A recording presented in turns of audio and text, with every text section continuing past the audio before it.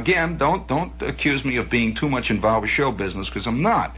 What I am interested in, though, is the theater and the TV world, in short, show business world, as, in a way, reflecting the true mores of a country, as opposed to the stated ones in sermons and in editorials in the New York Times and all this.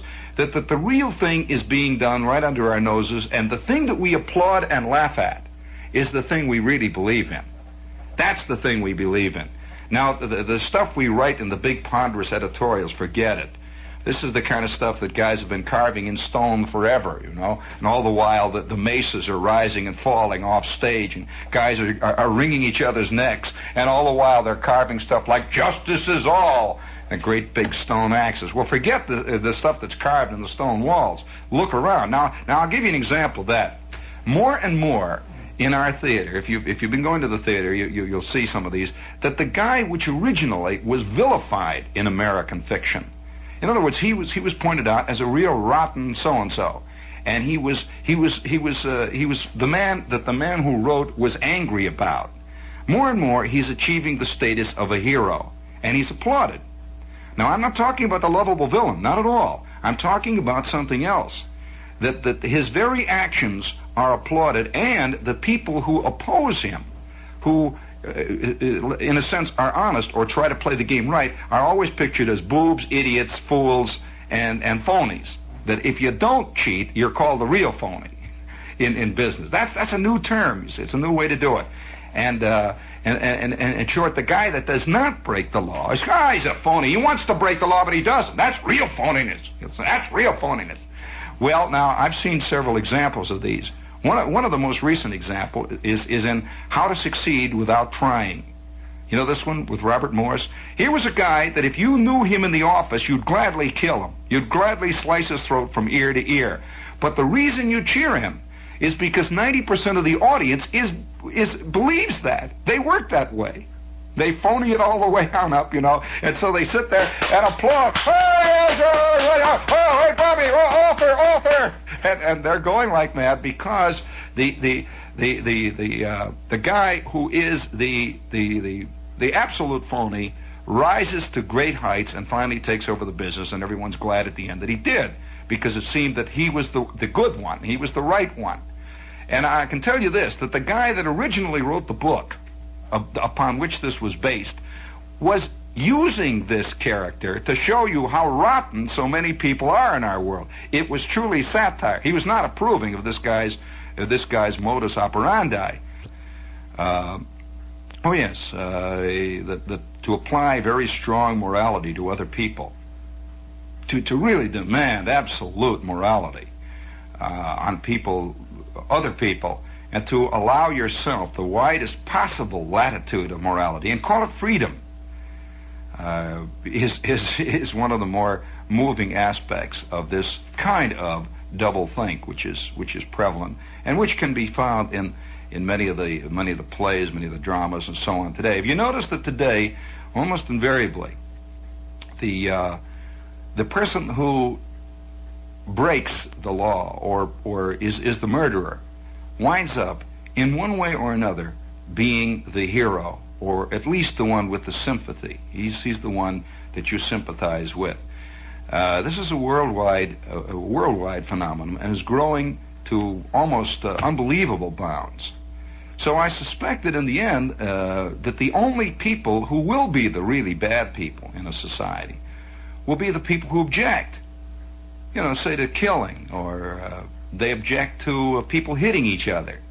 Now remember this, though, that most of the people who are the great moralizers of today do object to killing, and they object to violence and hitting and one thing and another, but they don't object to it if the right side does it. They only object to it on one side, generally.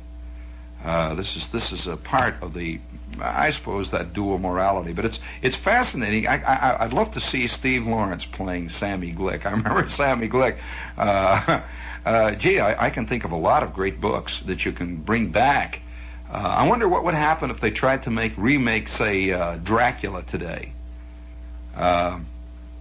Sure. Oh yeah. Who would you get for Dracula? Let's see. Tony Curtis would be good. He's very pale in a lot of pictures anyway. You could just spray a little white paint on him. He'd be a great Dracula, wouldn't he? He really, very good.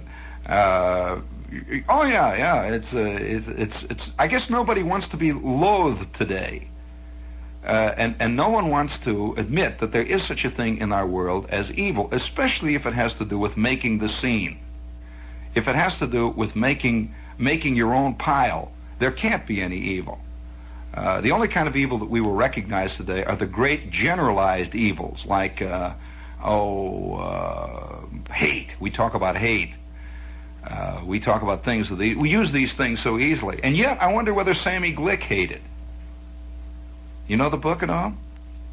Well, it is my thesis that Sammy Glick was one of the prime haters of all time, in the most subtle of all possible ways. And yet, that kind of hate is not really put down anymore. Yes. Yeah, he was the greatest hater of all time. That's, as a matter of fact, why Bud Schulberg laid him down the way he did, and that's why I suppose I'm sure that if did you see Elmer Gantry? Well, did you notice that you couldn't help kind of loving old Elmer as he was played by Burt Lancaster, who did a good job in it? Lancaster's I think did a good job, but he sure didn't bring out the evil that is in the Gantry. Oh no. And there are plenty of those Gantrys around.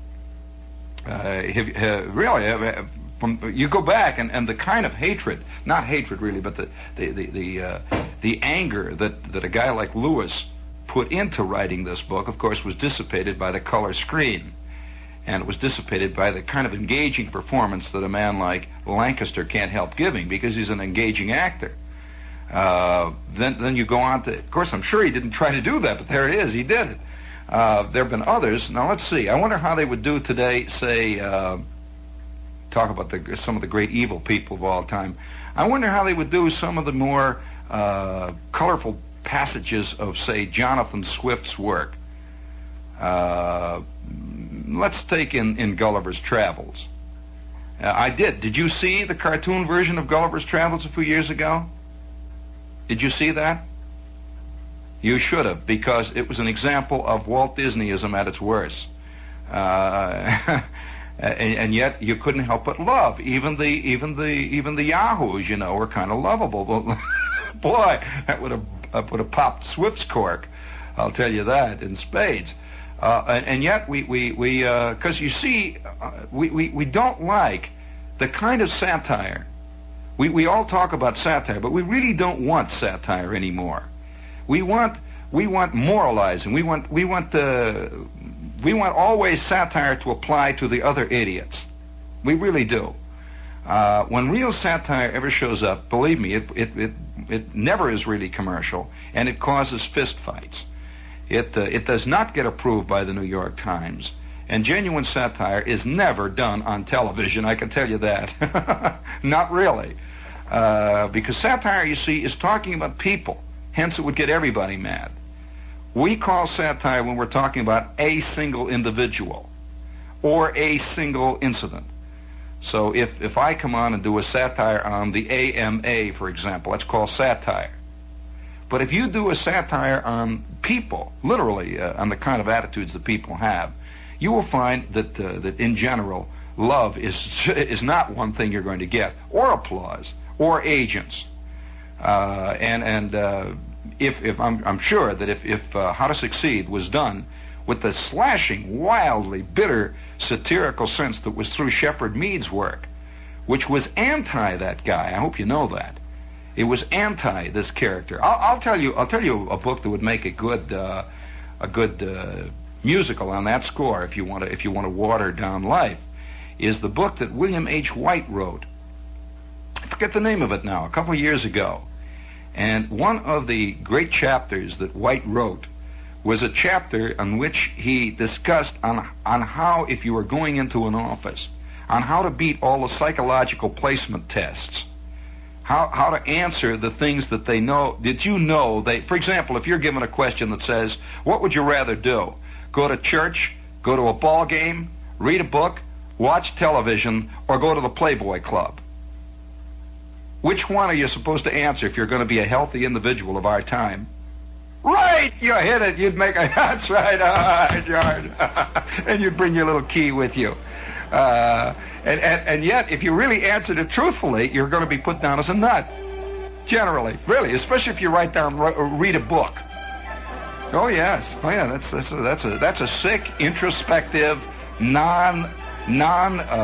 crowd-oriented individual who will be a lot of trouble in sales meetings.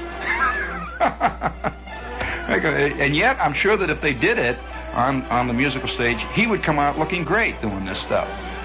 And yet, this character was satirized by White as being, a product of our world. The double thinker, the double talker, new speak, I guess, is the best way to put it. New speak, new think, new world, new swing.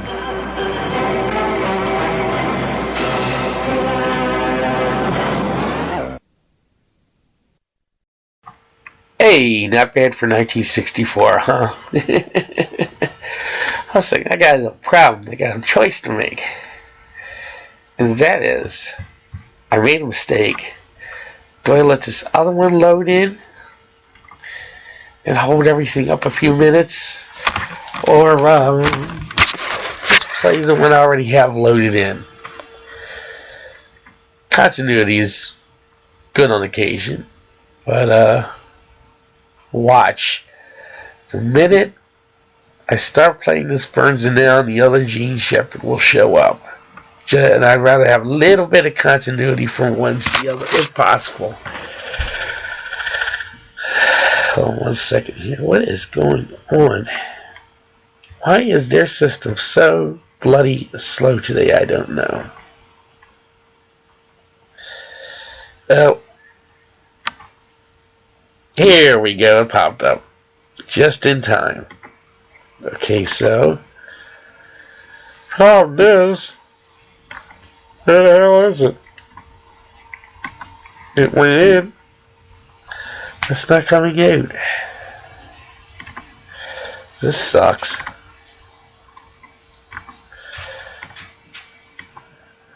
You know what to do? Now why is that acting like that? Okay.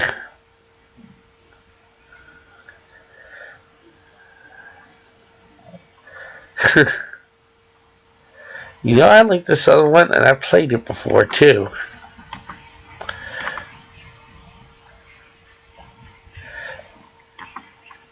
I played that New York as a medieval city before. Here we go. Now, why did it show up then? Strange system. Great system. Said before, Spreaker is great, but it has that strange element about it. Although I will say, in comparison, anything is better than talk show at this point. If you want to just put something up there and don't want to pay for it, it's called that cheapness factor that I suffer so badly from, and I'd rather be a cheap bastard. Anyway, alright. This one's kind of strange. And I remember hearing this before. Do worms talk? Well, actually, as far as I know, they don't. Why would they have to talk anyway? I don't know. Do you have a voice of worms on shortwave? Although I'm sure about it, I'm sure the pronunciation was diet of worms, but it looked like diet of worms. That happened in the Lutheran church that I remember seeing in one of my social studies books when I was had the bad fortune of going to a privately run religious school. But anyway, do worms talk? We'll find out. I doubt it. I really doubt it. But let's see. I have to remember to hit the switch and have this thing on when I start it running. Here we go.